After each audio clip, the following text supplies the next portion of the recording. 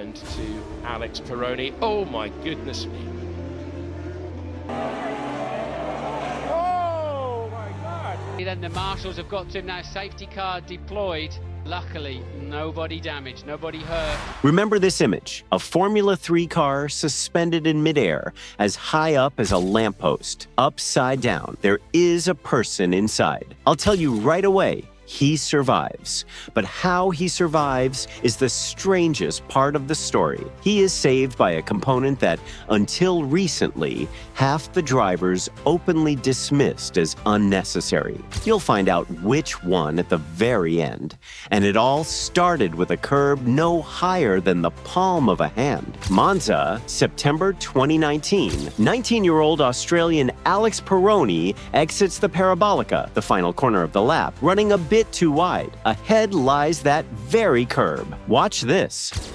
I think we now can show you what happened to Alex Peroni. Oh my goodness me. That is a horrific sight. Now for the wildest part. It's not the height, it's the distance, 50 meters. A single curb couldn't launch a car that far. It comes down to the car itself, the flat underbody, which presses the vehicle against the track on asphalt, starts working in reverse once airborne, like a wing. The car doesn't fall, it flies. Peroni climbs out of the overturned car on his own. Despite a fractured vertebra, he walks to the medical team unaided. The car landed squarely on the titanium hoop above the driver's head, the halo. That very component half the drivers had dismissed as unnecessary.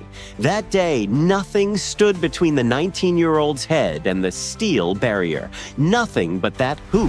Silverstone Circuit, British Grand Prix, over the fence and onto the tarmac, straight into the path of Formula 1 cars. They came to stop the race for the sake of the climate. What they don't yet know is that the race has already been stopped a second earlier, on the other side of the circuit.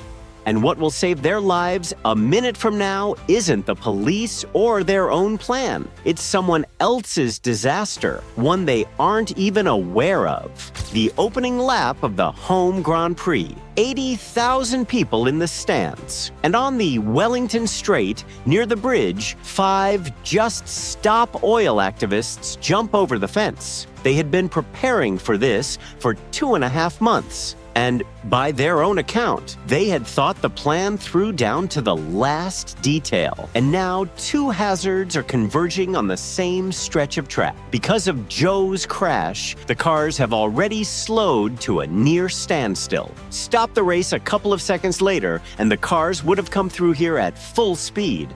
There would have been 0 time to react. As soon as the last car has passed, the marshals rush onto the track slash and drag 5 people away, some of them literally by force. No one was injured, neither the activists, the pilots, nor the marshals. The 6th person was caught in the parking lot with glue, zip ties, and a banner. All 6 stood trial for 2 weeks and were found guilty of creating a public hazard. 3 received suspended sentences and 3 were sentenced to community service. Japanese Grand Prix, Suzuka, October 5th, 2014. A typhoon is over Japan. The rain hasn't stopped all day. 126 kilometers per hour.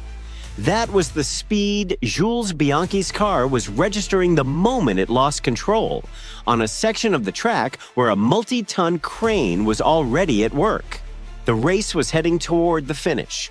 No one on the pit lane yet realized that the next few seconds would rewrite the rules of Formula 1. And it all started with a routine excursion off the track in a corner. 25-year-old Jules Bianchi, a driver from Marussia, a team at the back of the pack, yet no mere random figure, a product of the Ferrari Academy and a driver earmarked for a future seat with the Scuderia. First, Adrian Sutil goes off track. Water has run onto the racing line, which had been drying out. He loses control and slams into the barrier. A standard off-track excursion. The driver is unhurt.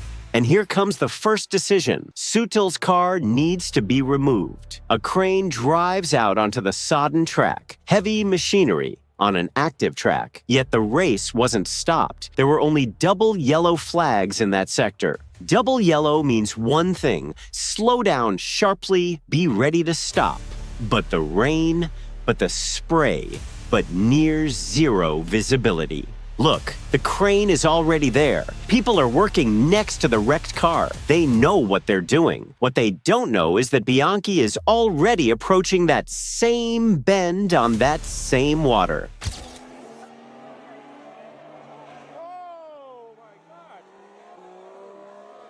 Bianchi lost control at the same spot where Sutil had gone off the lap before. His car spun to the right, straight toward the crane. The race was red flagged. Bianchi was taken to the hospital unconscious, having suffered a severe brain injury. He fought for 9 months while in a coma. He passed away on July 17, 2015. He was 25 years old. Following the Suzuka incident, Formula One introduced the virtual safety car.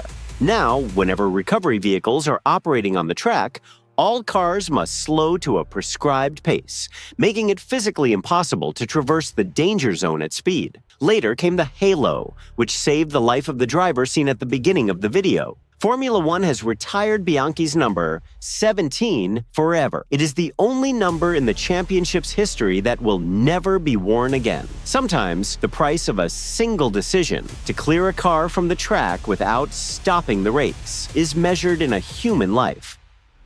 Outrageous.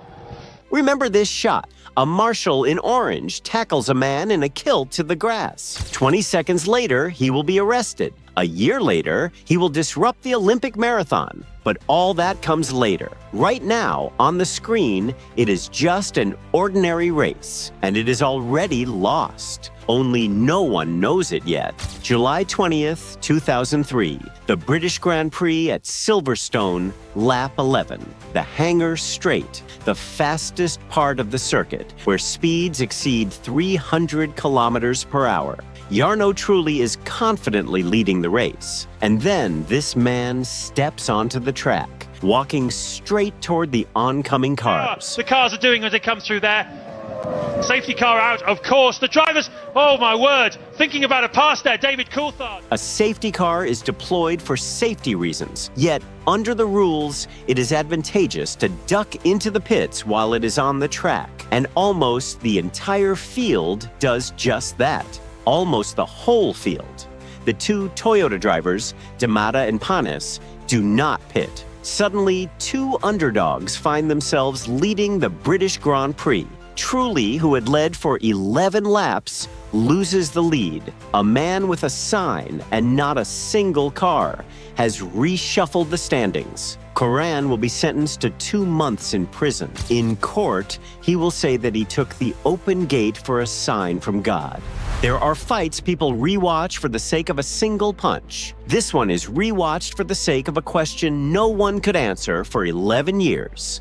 The reigning world champion, a back marker, a full lap behind, and the very man whom the champion himself once launched into big-time racing, funding his career out of his own pocket. Look at whom he is kicking, and ask yourself why the other man isn't kicking back. August 8th, 1982, Hockenheim. It is a home race for Brabham's engine suppliers. BMW provides the team's power units, and that means their bosses are in the grandstands, the German ones who have come in person. At the wheel of the Brabham is Nelson Piquet, the reigning world champion, and a man for whom everything has been going wrong for 3 races in a row. Twice before he had held the lead, and twice he had failed to win. Today, things are different. Lap 19, Piquet is out in front with a 24-second lead. With the BMW bosses watching, victory looks all but assured. He has just 1 car left to overtake, a back marker, a full lap down. At the wheel is the Chilean Eliseo Salazar, an underdog driving an uncompetitive ATS. Look at the yellow car ahead, the new chicane, the Oskurve, a spot where the fast driver must let the slow one by. Piquet is moving to overtake. 6th position and out goes Piquet. My goodness, it seems that the... And this is not where the crash begins. This is where the moment begins. The reason why people have been rewatching this footage for 40 years. I couldn't help it. And take that. Oh my goodness. Well, Nelson Piquet, understandably livid with rage. He has seen his chance. Who is to blame seems obvious. The slower driver failed to yield, and the faster one slammed into his rear. But take another look. Piquet dives into the chicane on the inside, into a gap that is closing. Salazar brakes and his car drifts sideways.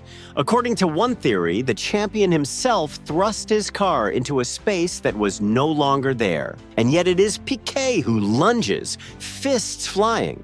Now, recall that detail from earlier. 5 years ago, Piquet had spotted this young Chilean making his way up the racing ranks. He helped him, gave him a push, provided the funds for his career. Salazar owes his very presence in Formula One to Piquet. That is why, under the barrage of blows, Salazar does not strike back. He cannot. The man hitting him is the one to whom he owes everything. Patrick Tambay won the race, the first victory of his career. Piquet, meanwhile, left the track with a single thought. He had thrown away a sure win. 11 years later, a BMW mechanic dropped a remark that changed everything. That very engine had been on its last legs during those final laps. A piston was already disintegrating. The engine would have blown up anyway, right there at the home race, in front of the German bosses. That anger was misdirected. Salazar hadn't cost Piquet the victory. He had saved him from disaster. Realizing this, Piquet called the Chilean to apologize.